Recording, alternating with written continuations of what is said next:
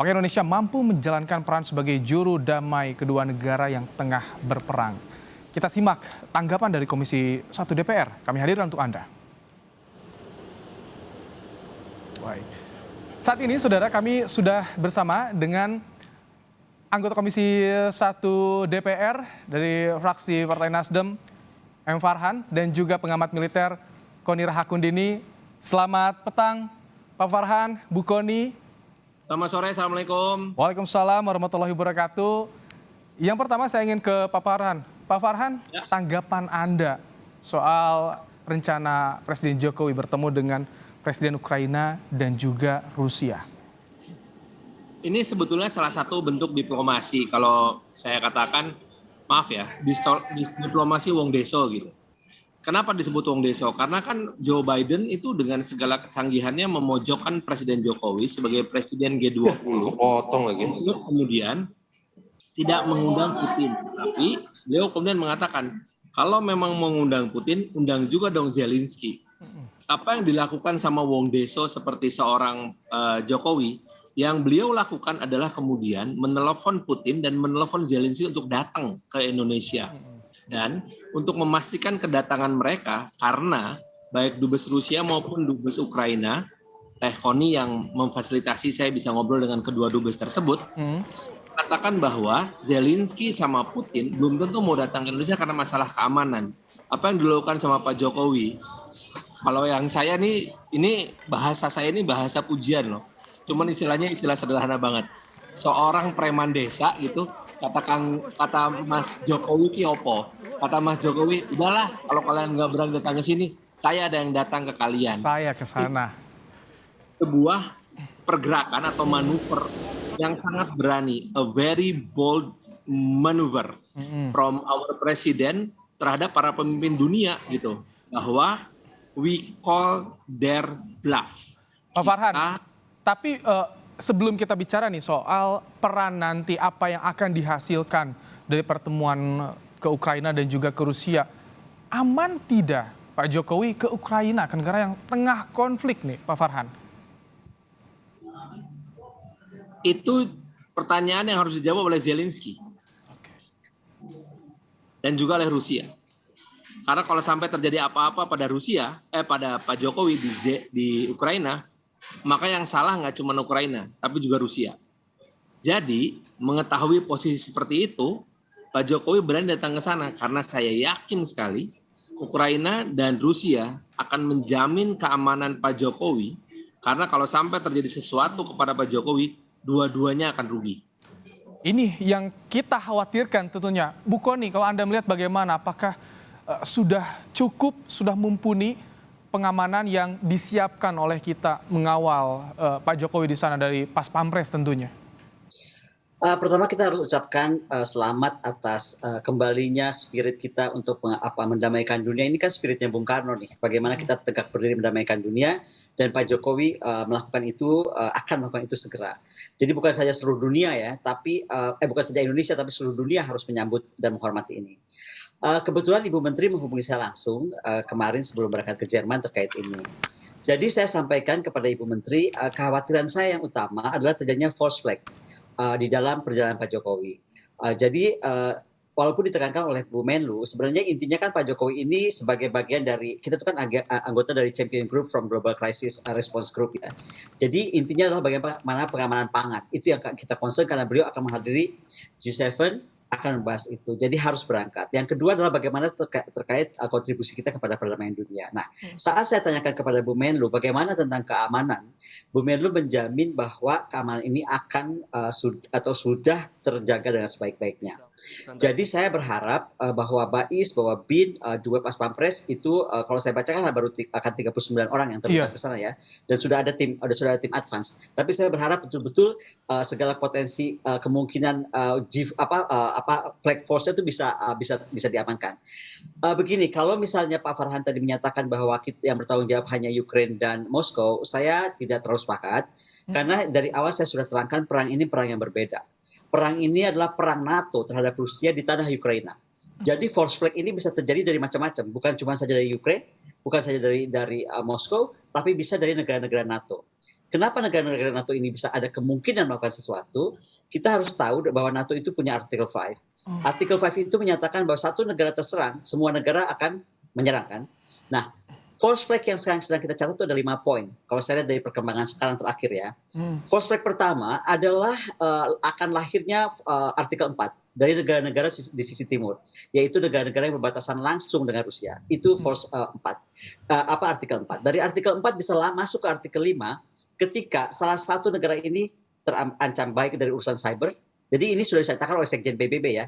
Ketika ada serangan cyber, maka itu dianggap juga serangan terhadap NATO. Baik. Dan ini kita nggak tahu dari mana aja. Yang mau saya bilang begini, aktornya terlalu banyak di tanah Ukraine. Tapi Bu Kony, apakah dia tentara kalau bayaran?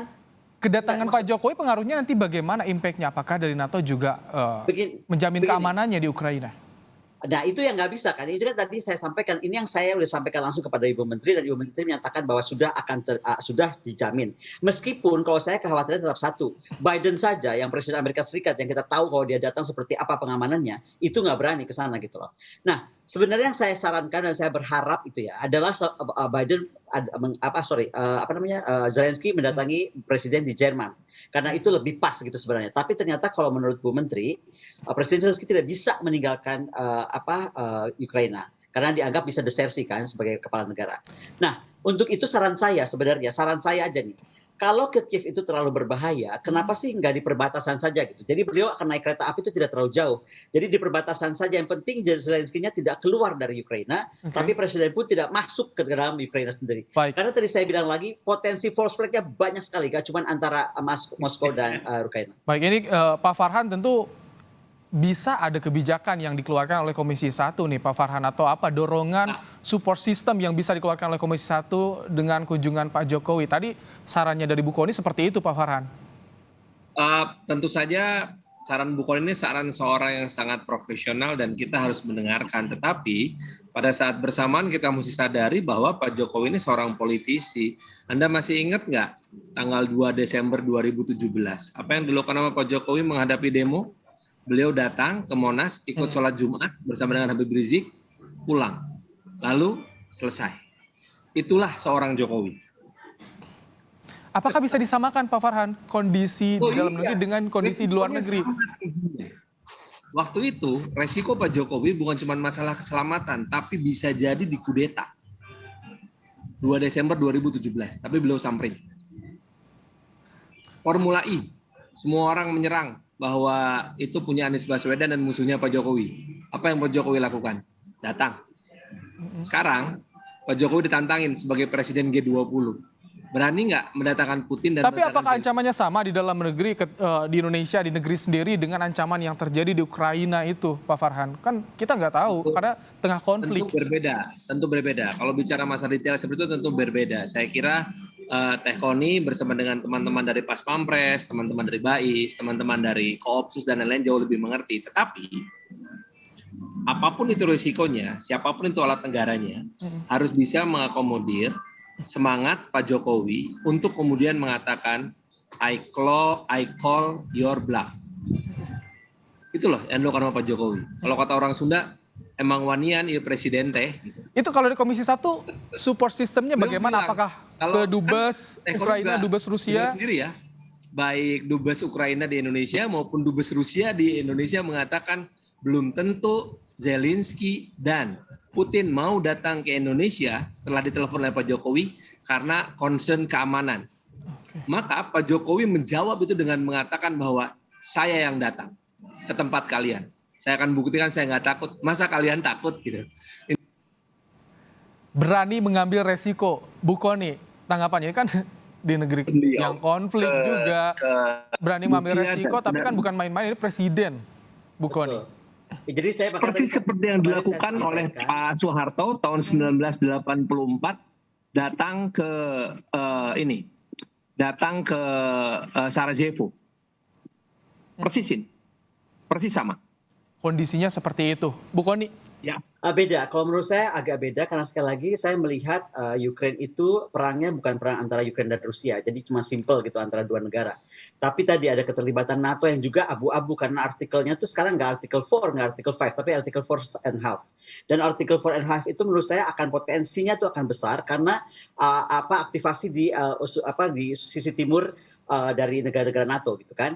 Kemudian bagaimanapun juga ada kemungkinan false flag dari Turki. Walaupun Turki ini adalah juga negara pendamai, tapi jangan lupa bahwa ketika dua jalur utama Bosporus dan Dardanelles itu dibuka karena tuntutan Ukraine, ini bisa menjadi false flag kedua.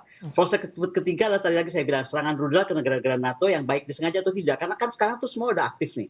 Apakah kemudian serangan disengaja atau tidak sengaja itu agak tetap menjadi serangan.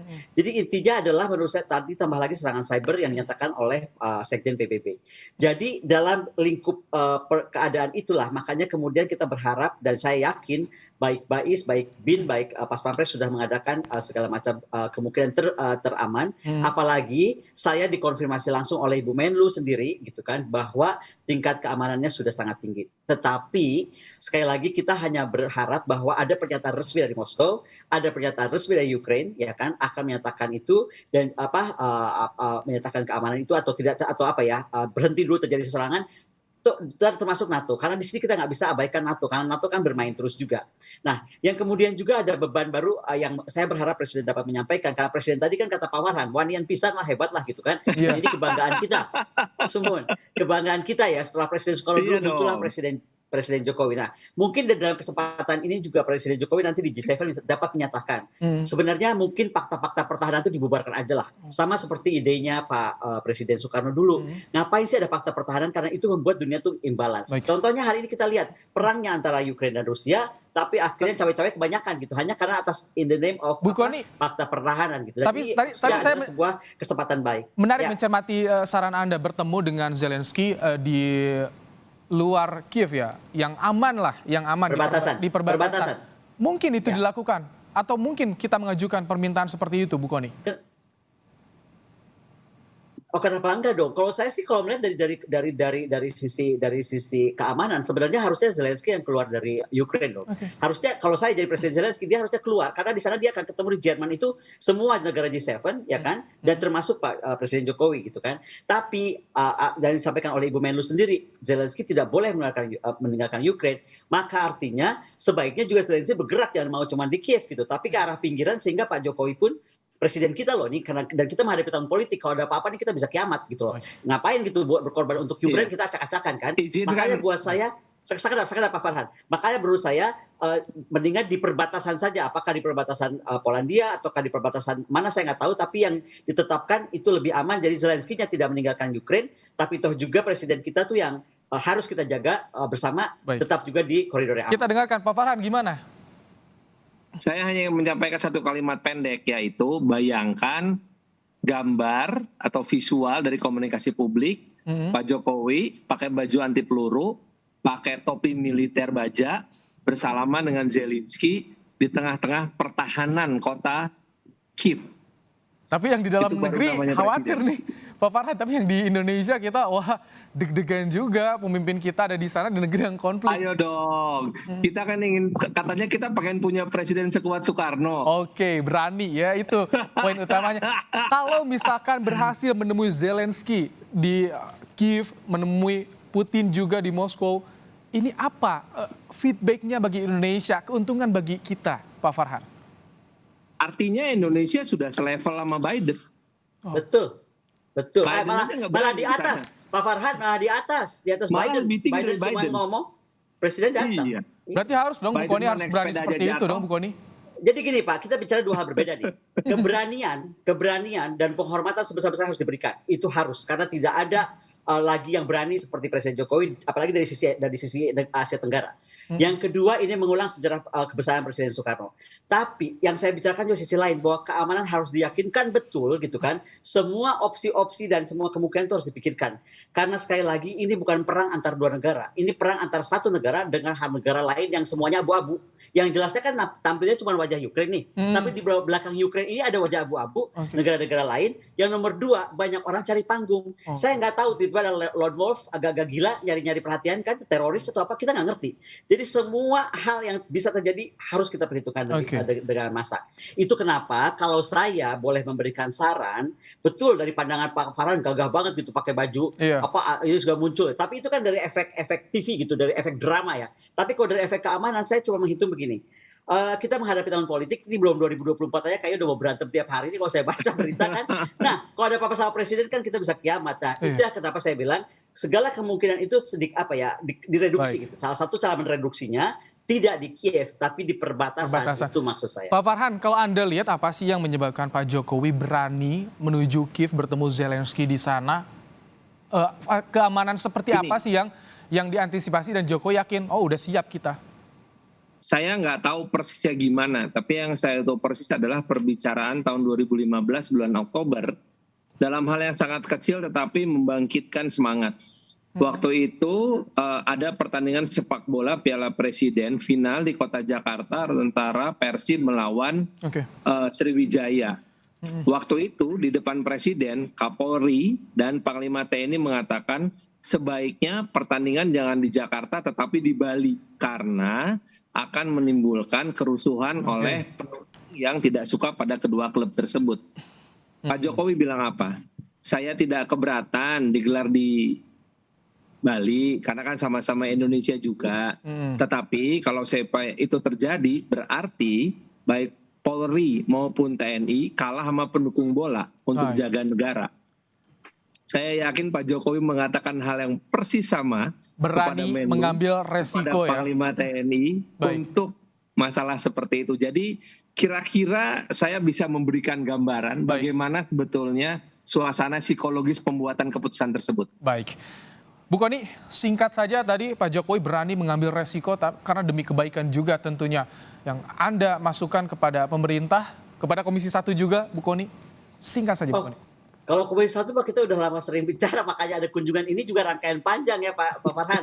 Saat semua orang nggak yakin. Sama Bu Kony itu sama Wakil Ketua MPR ketemu sama kedua dubes. Kita tuh justru yang paling bahagia karena kami tuh tim nggak kelihatan yang sebenarnya bergerak agar ini terwujud gitu loh. Kalau gitu masukan buat pemerintah deh Bu Kony. Jadi masukannya sekali lagi selamat untuk Presiden Jokowi dan juga Ibu Menlu yang bagaimanapun sudah ada di Jerman, beliau sekarang mempersiapkan ini semua dan saya berharap kunjungan ini akan aman dengan segala resikonya kita sudah hitung dan juga segala apapun itu gitu. Terima kasih, semoga tapi ini dicatat sejarah dunia. Menjadi sejarah pemimpin Asia pertama mengunjungi Ukraina di tengah konfliknya. Ini yang kita tunggu bagaimana nanti keamanan tapi yang menjadi utama bagi Presiden. Terima kasih kita Pak Farhan bersama untuk pemimpin kita ya. Amin.